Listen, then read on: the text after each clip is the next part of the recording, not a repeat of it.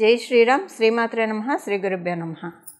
2024 సంవత్సరం జూన్ నెల 30వ తారీఖు నుంచి 2024 సంవత్సరం నవంబర్ 15వ తారీఖు వరకు కూడా నవగ్రహాల్లో ఒక గ్రహానికి సంబంధించిన ఒక ప్రత్యేక గ్రహస్థితి చోటు చేసుకోబోతోంది ఖగోళంలో. ఆ ప్రత్యేక గ్రహస్థితి అందరి కర్మకారకుడైన శనీశ్వరుడు వల్ల ఏర్పడుతూ ఉంది.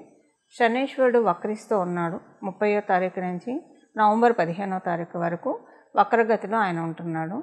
వక్రగతిలో ఆయన ఉండడం వల్ల ద్వాదశ రాశుల వాళ్ళకి ఎలాంటి పరిణామాలు చోటు చేసుకోబోతున్నాయి? శుభ పరిణామాలు చోటు చేసుకోబోతున్నాయా, లేదా ఏదైనా విషయంలో జాగ్రత్తలు సూచిస్తుందా? ఇలాంటి తదితర విషయాలన్నీ కూడా ఒక మేజర్ ప్లానెట్స్ని మనం కన్సిడరేషన్లో తీసుకుంటాం. ఇప్పుడు శనీశ్వరుడు కానివ్వండి, గురుదేవుడు కానివ్వండి, రాహుకేతు దేవుళ్ళు కానివ్వండి, వీళ్ళు నలుగురు ఏదన్నా ప్రత్యేక గ్రహస్థితి అంటే ఇప్పుడు శనీశ్వరుడు గురు భగవానుడు వక్రంలోకి వెళ్ళిన రాశులు మారిన రాహు శనికేతులు వీళ్ళిద్దరూ రాశులు మారినా కూడా డెఫినెట్గా అదొక ప్రత్యేక ఇంపాక్ట్ ద్వాదశ రాశుల వాళ్ళకి, ద్వాదశ లగ్నాల వాళ్ళకి కూడా ఉంటుంది. అసలు ఆ ఇంపాక్ట్ ఏ విధంగా ఉండబోతుంది అన్న విషయాన్ని మనం చూద్దాము. ద్వాదశ రాశుల వాళ్ళకి అసలు శనీశ్వరుడు వక్రగతిలో ఉంటూ ఏ విధమైన స్పెషల్ సిగ్నిఫికెన్స్ని సూచిస్తున్నాడు, ఈ విషయాన్ని ముందు మనం ఒక్కసారి చూద్దాము. కుంభరాశిలో ఉండి స్వస్థానగతుడైన శనీశ్వరుడు వక్రగతిలోకి వెళ్తూ ఉన్నాడు. ఈ వక్రగతి ఆయనకి అంటే ఈ 2.5 సంవత్సరాలు, ఆయన ఒక్కొక్క రాశిలో 2.5 సంవత్సరాలు ఉంటారు, ఇది మనందరికీ తెలిసిందే. 2.5 సంవత్సరాల్లో ఆయన ఇవ్వాల్సినవి ఏదన్నా గుడ్ కర్మాస్ కానీ బ్యాడ్ కర్మాస్ కానీ జనరల్గా అయితే జన్మజాతకంలో ఏదైనా గ్రహం వక్రించి ఉంది అంటే పాస్ట్ లైఫ్లో ఏదైనా ఒక పని సగంలో ఆపేసామని కానివ్వండి, ఏదైనా ఒక డిజైర్ అన్ఫుల్ఫిల్డ్ డిజైర్స్ ఏమన్నా ఉన్నా కూడా ఆ గ్రహం వక్రగతిలోకి వెళ్తుంది. ఇది మనకి పరాశర సంహితలో ఉంది. అయితే గోచారంలో మరి వక్రగతిలోకి వెళ్తున్నప్పుడు ఇది వర్తమానం కదా, మరి అంటే భవిష్యత్తు కాలం కదా, వర్తమానం మనకి జరగబోయేది కదా. సో ఇందులో శనీశ్వరుడు వక్రగతిలోకి వెళ్తూ ఏ రకమైన ఇండికేషన్స్ని ద్వాదశ రాశుల వాళ్ళకి ఇస్తున్నారు? ఆయన ఎవరికైనా ఇప్పుడు కొన్ని రాశుల వాళ్ళకి ఆయన ప్రతికూలంగా ఉంటాడు, కొన్ని లగ్నాల వాళ్ళకి ఆయన ప్రతికూలంగా ఉంటాడు. ఆయన సవ్యగతిలో ఉన్నప్పుడు ఆ రాశులు ఆ లగ్నాల వాళ్ళకి ఆయన కొన్ని మహాదశలు జరుగుతున్న వాళ్ళకి కూడా ఆయన కొన్ని ప్రతికూల పరిస్థితులను ఇస్తూ ఉంటాడు. అలా ఇచ్చే పరిస్థితుల్లో ఆయన కొన్ని మంచి చేయడానికి ఆయన వెనక్కి రావడం జరుగుతుంది. ఎవరు ఆ రాశుల వాళ్ళు, ఆ లగ్నాల వాళ్ళు అంటే మేషరాశి వాళ్ళకి, అలాగే వృశ్చిక రాశి వాళ్ళకి. వృశ్చిక రాశుల్లో పుట్టిన, వృశ్చిక లగ్నాల్లో పుట్టిన, ప్రత్యేకించి శనీశ్వరుడు గోచారంలో కొన్నిసార్లు సవ్యగతిలో ఉంటే వాళ్ళకి ఎప్పుడైనా విపరీతమైన ఫలితాలు వస్తాయి. అంటే మళ్ళీ దేన్ని కూడా జడ్జిమెంటల్గా చెప్పకూడదు. మీ జన్మజాతకంలో శనీశ్వరుడు బలం బాగా ఉంటే ఈ పాయింట్ చాలా వరకు నెగేట్ అయిపోతుంది. శనీశ్వరుడు బలం అంటే వృశ్చిక రాశుల్లో వృశ్చిక లగ్నాల్లో పుట్టిన వాళ్ళకి శనీశ్వరుడు బలం ఉంటే పర్వాలేదు, ఆయన సవ్యగతిలో ఉన్న ఇబ్బంది పెట్టడు. ఆయన అపసవ్య మార్గంలో వెళ్తున్నప్పుడు, రెట్రోగ్రేడ్లో ఉన్నప్పుడు ఇంకా మంచి ఫలితాన్ని ఇస్తాడు. కుజమహాదశ ఎవరికైనా, ఇప్పుడు మంగళ దశ ఎవరికైనా జరుగుతూ ఉందనుకోండి, వాళ్ళకి కూడా సవ్యదశలో ఉన్నప్పుడు ఆయన సవ్యంగా సంచారం చేస్తున్నప్పుడు ఓకే, ఆయన మీ జన్మజాతకంలో శనీశ్వరుడు బలం ఉంటే ఇబ్బంది పెట్టడు, అలాగని పూర్తిగా మంచి కూడా చేయడు. కానీ వక్రగతిలో వెళ్ళేప్పుడు మీకు ఒకవేళ మంగళ దశ జరుగుతూ ఉందనుకోండి, చాలా మంచి ఫలితాన్ని, శుభ ఫలితాన్ని ఇస్తాడు ఆయన. సో ఇప్పుడు ఇంకొక చిన్న క్యాలిక్యులేషన్ చెప్పాలి ఇక్కడ మీకు. మీరు పుట్టినప్పుడు కనుక మీకు జన్మ శనిలో పుట్టినా, లేదా ఏలినాటి శనిలో పుట్టినా, అష్టమ శనిలో పుట్టినా, అర్ధాష్టమ శనిలో పుట్టినా కూడా ఈ ట్రాన్సిట్ మంచిగా చేస్తున్నాడు. అంటే ఆయన ఇప్పుడు అష్టమ శని, అర్ధాష్టమ శని, ఏలినాటి శని మంచి రిజల్ట్స్ ఇస్తుంది. ఆయన వక్రగతిలోకి వెళ్ళినప్పుడు ఇంకా మంచి రిజల్ట్స్ ఇస్తుంది. అదే మీరు వృశ్చిక రాశి లగ్నాల్లో పుట్టి ప్రత్యేకించి వృశ్చిక రాశి వాళ్ళకి ఇప్పుడు అర్ధాష్టమ శని జరుగుతూ ఉంది. ఈ వక్రంలో వెళ్ళండి, ఈ పర్టికులర్ పీరియడ్ మీకు చాలా మంచి జరుగుతుంది. ఏదైనా పనులు పెండింగ్ ఉండి అవ్వకపోతే అవన్నీ జరుగుతాయి. అవన్నీ నేను రాశుల వారీగా చెప్తాను, బట్ జనరల్గా అవుట్లుక్ ఇస్తున్నాను. ఇదొకటి ఉంటుంది. సెకండ్, మీరు అసలు ఎలా తెలుసుకోవాలి మీరు పుట్టింది గోచారం, మీరు పుట్టినప్పుడు అష్టమ శనిలో పుట్టారా, అర్ధాష్టమ శనిలో పుట్టారా, ఏలినాటి శనిలో పుట్టారా? సహజంగా ఒక రఫ్ ఐడియా, ఎంత జన్మజాతకం తెలిసినా తెలియకపోయినా ఒక రఫ్ ఐడియా అయితే మీకు ఉంటుంది కదా. మీరు ఏ టైంలో ఏ ఇయర్లో పుట్టారన్న రఫ్ ఐడియా ఉంటుంది కదా. ఒకసారి గూగుల్ చేయండి. మీరు పుట్టినప్పుడు మీ రాశి వాళ్ళకి ఏలినాటి శని జరుగుతున్నా, అష్టమ శని జరుగుతున్నా, అర్ధాష్టమ శని జరుగుతుందా, అది ఒకసారి చూస్తే మీకు అసలు గోచారంలో శనైశ్వరుడు మీకు అష్టమ శని, అర్ధాష్టమ శని, ఏలినాటి శనిలో ఉంటే మీరు పుట్టడం కూడా అలా పుట్టితే కనుక చాలా మంచి ఫలితాన్ని ఇస్తాడు. సో కర్మకారకుడైన శనైశ్వరుడు వక్రగతిలోకి వెళ్తూ అందులో లాభస్థానంలో ఉంటూ ఆయన వక్రగతిలోకి వెళ్తున్నాడు. అంటే దశమ స్థానం మకర రాశి వైపు వెళ్తూ ఉన్నాడు. లాభస్థానంలో ఉంటూ కర్మస్థానం వైపు, దశమ స్థానం అంటే కర్మస్థానం వైపు ఆయన వక్రగతిలోకి వెళ్ళడం ఇప్పుడు ఒక్కొక్కళ్ళకి విడివిడిగా మీ రాశి వాళ్ళకి ఎలాంటి ఇంపాక్ట్ చూపించబోతుంది అన్న విషయాన్ని మనం ఒక్కసారి తెలుసుకుందాం. లాభస్థానంలో ఉంటూ వక్రం అంటే ఆయన 10వ స్థానంలోకి వెళ్తున్నారు. అంటే ద్వాదశ రాశుల వాళ్ళకి మీరు చేసే వృత్తి వ్యాపారాల్లో ఏదో ఒక యోగ్యతను, అంటే మీ యోగ్యతను అనుసరించి ఏదో ఒక మంచి మార్పు ఆయన తెచ్చిపెడతారు. ఇప్పుడు అందరూ చాలామంది మనకి కొంత పాపులేషను వర్కింగ్లో ఉంటారు, కొంత పాపులేషను బిజినెస్ చేస్తూ ఉంటారు, కొంత పాపులేషన్ ఫ్రీలాన్స్ వర్క్స్ చేస్తూ ఉంటారు. మీ అందరికీ ఓకే, ఏదో ఒక మీ యోగ్యతను అనుసరించి మీకు తగు ఫలితాలను ఆయన లాభస్థానంలో వక్రిస్తూ మీకు ప్రసాదిస్తాడు. అయితే ఇప్పుడు కొంతమంది గృహిణీలు ఉంటారు, సీనియర్ సిటిజన్స్ ఉంటారు. మరి వీళ్ళ మాట ఏంటి? చక్కగా గృహిణులుగా వాళ్ళ ధర్మాన్ని, వాళ్ళ కర్తవ్యాన్ని వాళ్ళు నిర్వర్తిస్తూ ఉంటారు. అలాగే సీనియర్ సిటిజన్స్ ఉంటారు. మరి వీళ్ళకి ఆయన అపసవ్య మార్గంలో వెళ్తూ ఏం చేస్తారంటే, సొసైటీలో మీకు ఒక మంచి పలుకుబడిని, ఉన్నతిని, అందరూ మిమ్మల్ని గుర్తించడము, అందరితోటి మంచి రిలేషన్ ఉండడము, అలాగే మీ ఇంట్లో ఉన్న వాళ్ళకి, గోచారంలో మీకు వచ్చింది కాబట్టి మీ ఇంట్లో ఉన్న వాళ్ళకి ఏదైనా ఒక ప్లస్ జరుగుతుంది. సో మీ ఇంట్లో ఉన్న వాళ్ళు, ఇప్పుడు సపోజ్ ఆడవాళ్ళు గృహిణులు అనుకోండి, మీ శ్రీవారు వర్కింగ్ అయితే వారికి కలిసి వస్తే మరి అవంతా మీకే కదండి, మీకు మీ పిల్లలకే కదా, సో మీ కుటుంబం వరకే కాబట్టి అలా మీకు సంతోషము, సౌభాగ్యము చేకూరుతుంది. అదే సీనియర్ సిటిజన్స్ అనుకోండి, మీ పిల్లలు వృత్తి వ్యాపారాల్లో బాగా రాణించారు అనుకోండి, తల్లిదండ్రులు పిల్లలు బాగా రాణిస్తుంటే అందరికంటే ఎక్కువగా ఆనందించే వాళ్ళలో ఫస్ట్ నిస్సందేహంగా తల్లిదండ్రులే ఉంటారు ఎవరికైనా. సో అది మీకు సంతోషదాయకమే కదా. ఇలా మీకు గృహిణులకే కావచ్చు, సీనియర్ సిటిజన్స్కే కావచ్చు, ఇలా మన ఫలితాలను అప్లికేబిలిటీ చేసుకోవాలి. అలా ఉద్యోగం కోసం కొంతమంది ఎదురు చూస్తూ ఉంటారు. వ్యాపారము స్టార్ట్ చేసి వాళ్ళకి చేసిన బిజినెస్ కలిసి రాక నైరాశ్యంతో ఎదురు చూస్తూ ఉంటారు.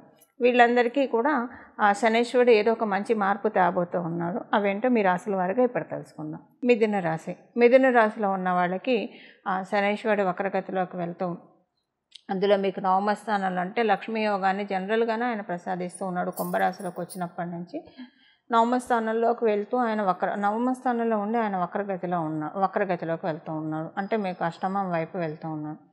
సో ఇక్కడ ఏంటంటే కొంచెము జాగ్రత్తగా ఉండాలి కొన్ని విషయాల్లో అనే సూచిస్తూ ఉన్నాడు. అయితే దీంట్లో ప్లస్ ఏంటో నేను ఒకసారి చెప్తాను మీకు.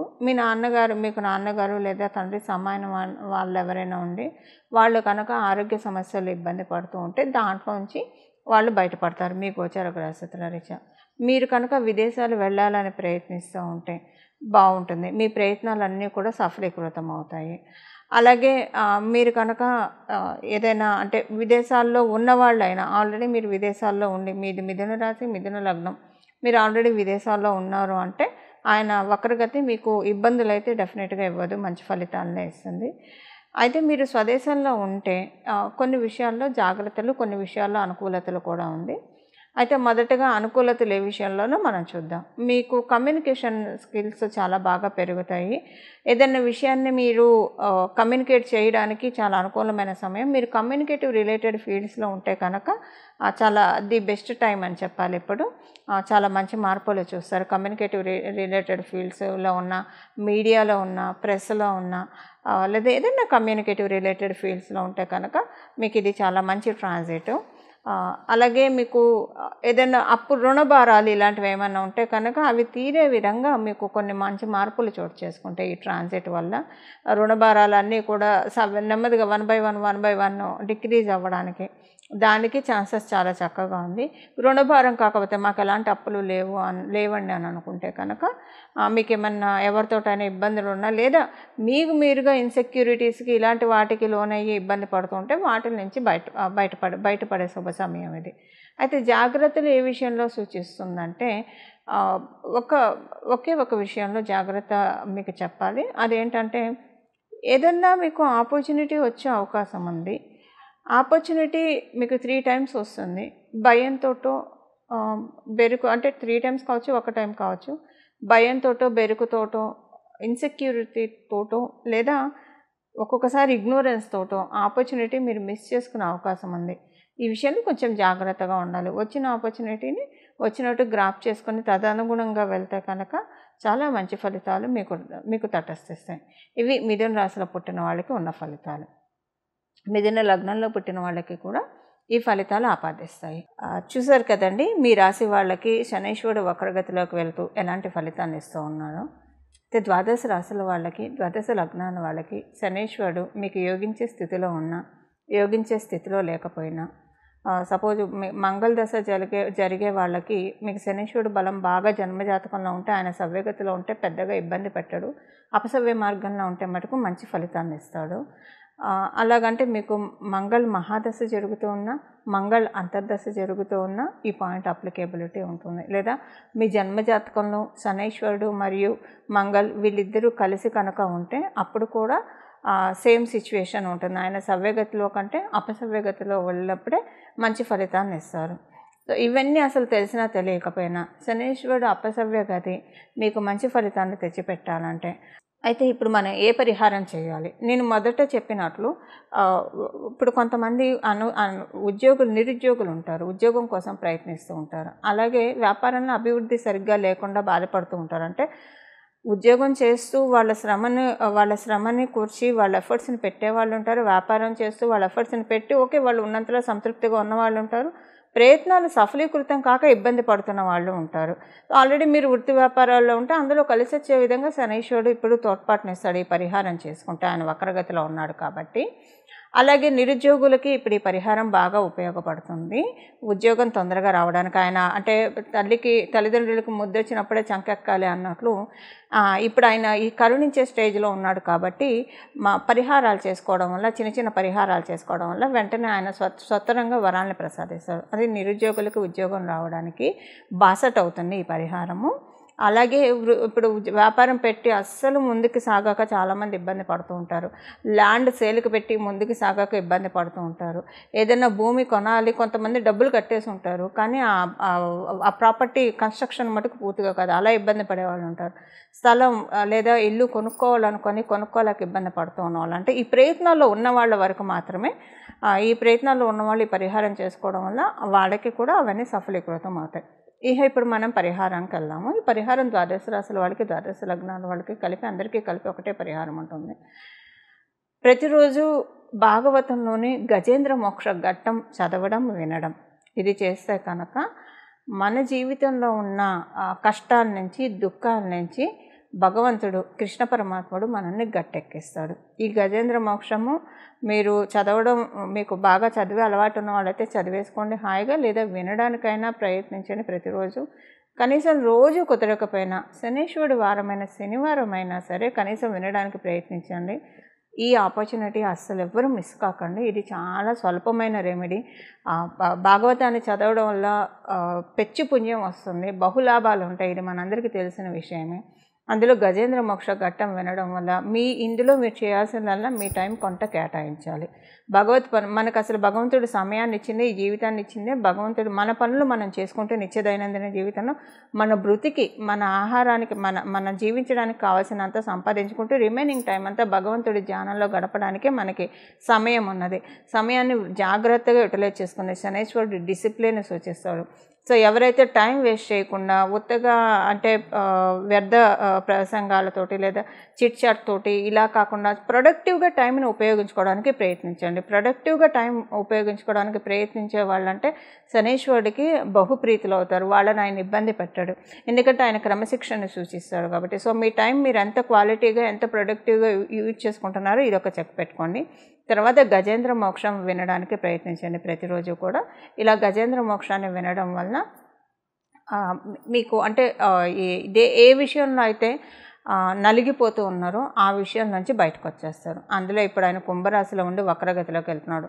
ఆయన కుంభరాశి నుంచి మీనరాశిలోకి వెళ్తే మళ్ళీ కుంభరాశిలోకి రావడానికి 30 సంవత్సరాలు పడుతుంది. సో ఇప్పుడు ఉన్నవాళ్ళు చాలా అదృష్టవంతులు అని చెప్పాలి.